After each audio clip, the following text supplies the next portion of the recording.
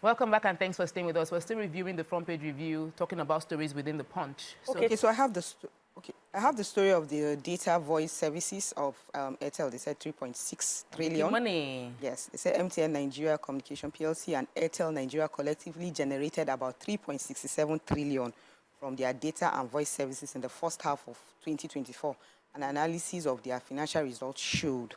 They said data services, they made 726.6 billion, reflecting a 55% increase from 469.7 billion, while their voice services also grew with revenue reaching 541.3 billion from 474.1 billion year on.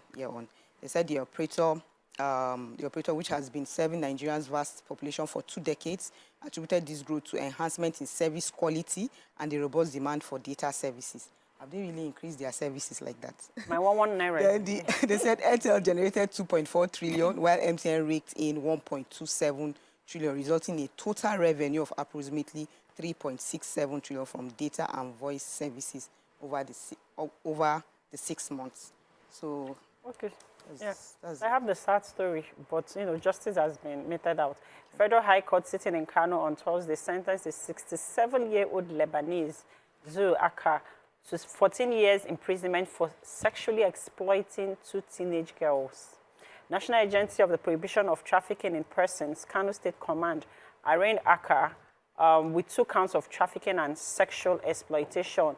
He was said to, this offense happened at 10:30 p.m. at his house on September the 4th, 2024, at Unity Road in Kano, where he procured a 14-year-old and a 15-year-old girl at the Civic Center Road near Suya Sports, took them to his house and sexually exploited them. He also released a video while he was sexually exploiting the girls on social media. That's the height, a 67-year-old man. Because they said a video of the defendants having sexual misconduct with the victims was posted on social media. Agadina Wofi. The prosecution presented 4 exhibits, including the confessional statement of defendants and victims' testimony to the court to prove its case. Although the defendant pleaded guilty to the charge, yes, he contravened the offense of the provisions of Section 16(1) of Trafficking in the Persons Prohibition Enforcement and Administration Act 2015 and is punishable under Section 26(1) of TIP Act 2015.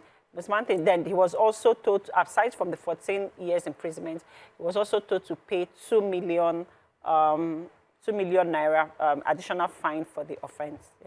Yeah, so I saw the story about Bishop Oyedepo and the fact that Winners has 2 pastors stepping down.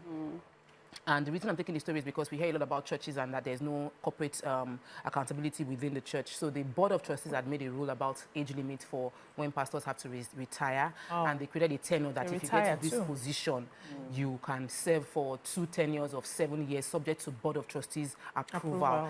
The only person accepted for this rule is the founder, Bishop Oyedepo. So people know Bishop Baremu and Bishop Abioye. These are people that have been in the church for over 40 years.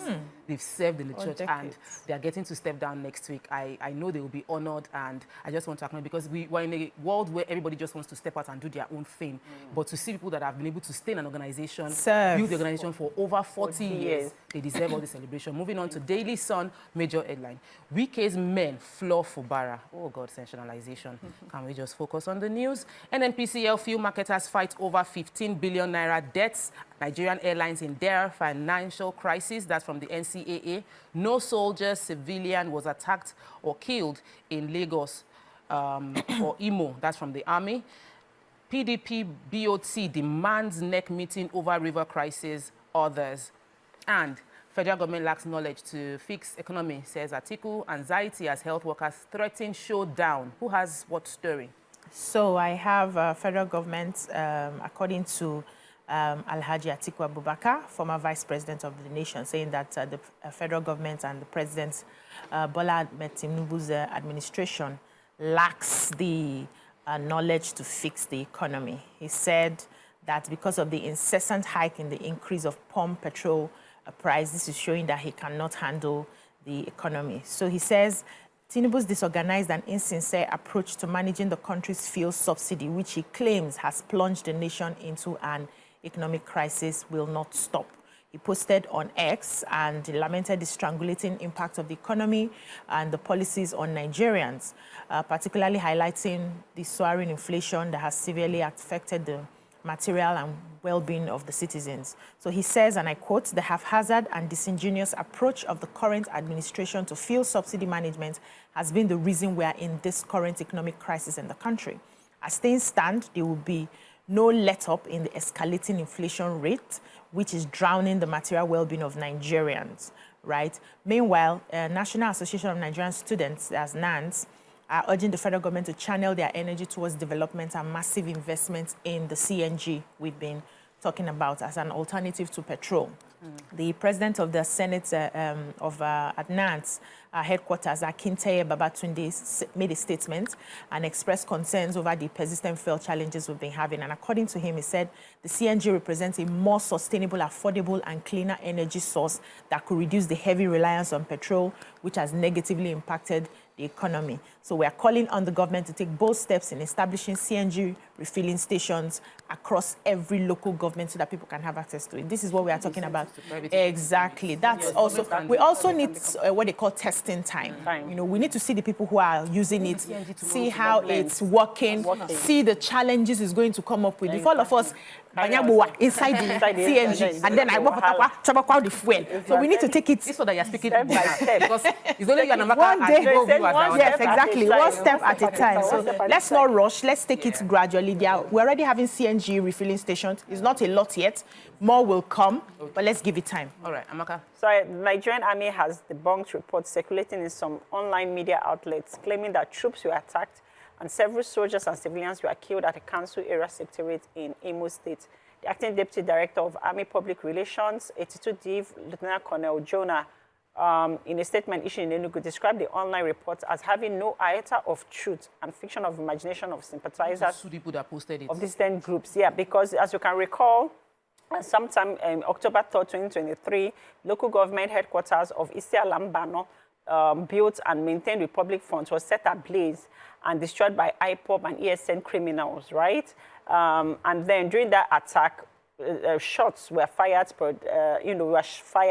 and then the army came to help people. And because of the intervention of the army, they didn't, the people, like the criminals and the IPOB people, couldn't gain entrance into the secretariat. And then they were able to curtail a whole lot of things. But nobody died. And then they're wondering, like, why are they coming up with all these things now? That this is a publication, that this publication is a fiction playing out in the minds of IPOB and their sympathizers who wish to dampen the confidence of Imo-lites and by extension the people of the southeast region. And so they're going to do everything in their power to, curtail and forestall this conversation from continuing. Yeah, okay, so I have the story of the health workers who are threatening to go on strike. They said the Joint Health Sector Unions, Assembly of Healthcare Professional Association, have issued a 15-day ultimatum to the federal government to address their demands or risk another nationwide strike on October 25th. They said their demands, the unions are demanding the immediate payment of salary arrears, restoration of funding of regulatory agencies, and the reconstitution of governing bodies for federal health institutions are the things they are demanding for. And they are also saying that they have directed all their branches and, to call congresses across health facilities in the country to, for immediate mobilizations of members towards impending industrial action. Okay. So that they are pleading that the government should attend to their demands. Please, government should attend to the demand of the doctors. We cannot afford to have health crisis. On top of everything that is there's another crisis though. The aviation sector is in major crisis, and there was a particular event that took place on Wednesday. It's the Southwest Regional Air Transport Summit in Lagos, and it was meant to address the challenges of the aviation sector. If you are interested in the aviation sector, then you should just get Daily Sun and read the entire story. But one thing I want to highlight is many of us complain of local flights. I have some trips I want to take locally, and when I saw the ticket, I was asking myself again, do you really want to travel this travel, or should you just stay in your father's house, in your husband's house? But the reason they have to pay this much is because Nigeria doesn't have any maintenance facility for any of our domestic, any plane cannot be maintained in Nigeria. Wow. For every plane we have, it is costing like 600,000 minimum to run a maintenance outside the country. $1,000. $1,000. $600,000 minimum. And there is hike in the cost of aviation fuel. Many of our domestic airlines, the local airports are not well maintained. So there are many issues wrong with the aviation sector, and many people have come to talk, and they preferred solutions. So I'm happy that the minister was there. I would like implementation of these things, because a country without a thriving aviation sector, both domestically, beyond the international market, domestic, for us to be able to make business activities across different states and increase efficiency, because the roads are not so good either. So flying is extremely important. So we are wishing them all the best, but implementation of all these good ideas that have been shared is important. Moving on to Vanguard, major headline. Oh, there's a beautiful picture in Vanguard of the Olu of Warri and his beautiful wife, so I have a soft spot for them. But the major headline is about petrol hike. We've discussed it over and over again. Save Judiciary from collapse. Needs total overhauling. Clark writes CJN. Death penalty. 3,650 inmates on death row nationwide. And in other news, Rivers crisis, we've taken that. NIN SIM linkage of all phone numbers completed. That's from NCC. Exciting. Deny allocations to local government where selections were done. Senate tells federal government. And kidnap, police rescue 6 sports journalists. So we need to take this very fast because our last paper. Yes. Yeah, go ahead. Okay. So the 11-member media crew traveling from Lagos to Akwa Ibom State were ambushed in early hours of yesterday and were kidnapped. Although 6 sports journalists, 6 of them have been rescued by the Joint Security Forces in Anambra State. They are really working so hard to release the rest of them. It's so sad. Yes, by God's grace. Yes, over to you. Yeah, so the Senate has asked the federal government to deny allocations to local government areas where selections were done before the appointment of caretaker committees. The Senate had condemned what they described as blatant disregard for democratic principles in the local government elections of October 5, conducted by the Benue State Independent Electoral Commission. The Senate also urged Benue State Independent Electoral Commission to, as a matter of urgency, conduct polls in those areas where elections did not hold and allow the people to choose the representatives of their choice. It's also urging the relevant government institutions to nullify the sham elections and do the right thing in line with laid down principles of law and order. So the resolutions of the Senate yesterday was sequel to a motion entitled The Sham Local Government Elections of October 5, Abuse of the Constitution and Need for Intervention by the Senate. It was sponsored by Senate Minority Leader Senator Abba Moro of PDP South. And they went ahead to talk about it, saying that this did not follow the rule of law.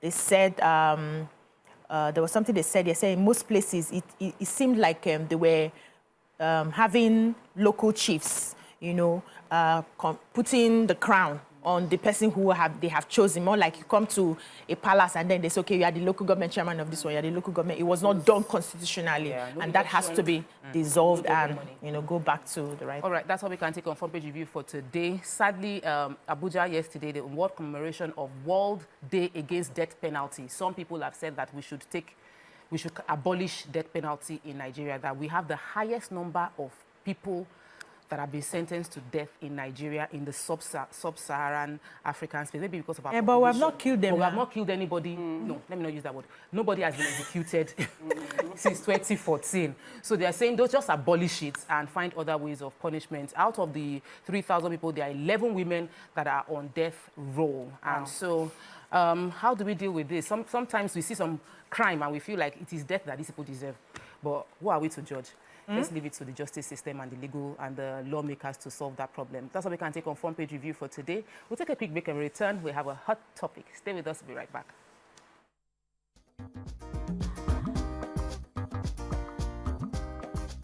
Stay tuned. Your View will be right back.